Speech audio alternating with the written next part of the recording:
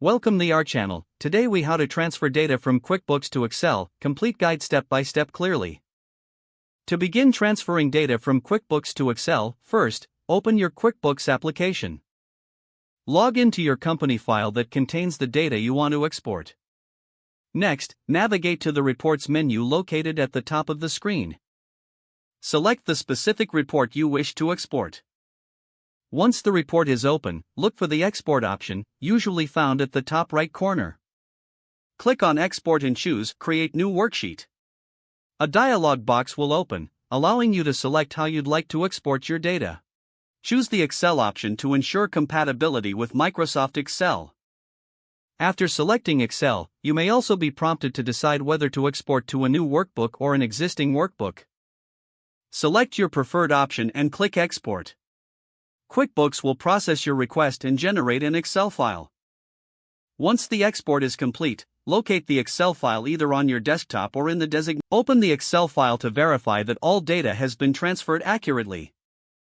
You may need to format the data in Excel for better readability. This may include adjusting column widths, applying filters, or applying conditional formatting. If you need to transfer additional data, repeat the above steps for other reports or lists. Consider saving your Excel file regularly to avoid data loss. You can now use Excel's features to analyze or manipulate your data further.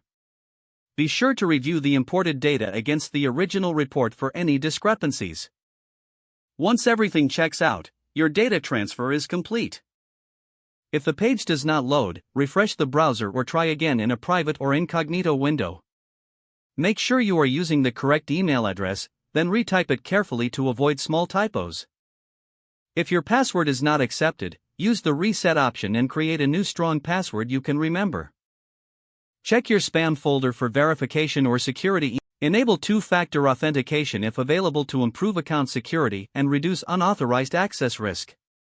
After signing in, review your profile details so your contact information and settings are accurate and current. If you see an error message, note it down and try again after restarting your device and internet connection. Log out when you finish, especially on shared devices, to keep your account and payment information secure. If the page does not load, refresh the browser or try again in a private or incognito window. Make sure you are using the correct email address, then retype it carefully to avoid small typos. Don't forget to like this video and subscribe to our channel for more step-by-step tech guides.